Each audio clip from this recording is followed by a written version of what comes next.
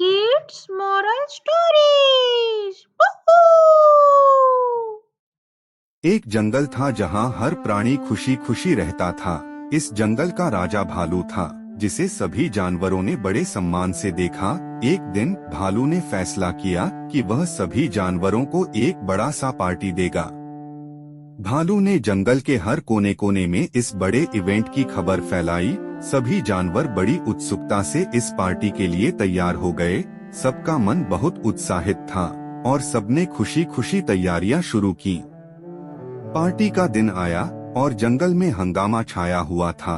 भालू ने एक बड़े से मैदान में स्वागत किया और सभी को खुद को मिलने के लिए आमंत्रित किया। सभी जानवर मिले और एक दूसरे के साथ बातचीत करने लगे।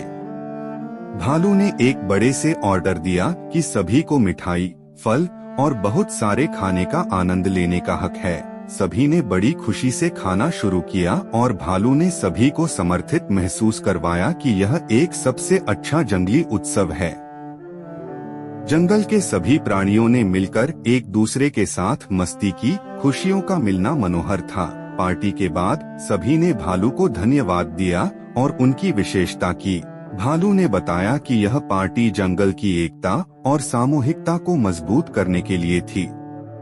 इस जंगली पार्टी ने सबको एक अच्छे संबंध की महत्ता याद दिलाई और सभी ने वादा किया कि वे हमेशा एक दूसरे के साथ मिलकर रहेंगे और जंगल को हमेशा हरित और सुंदर बनाए रखेंगे।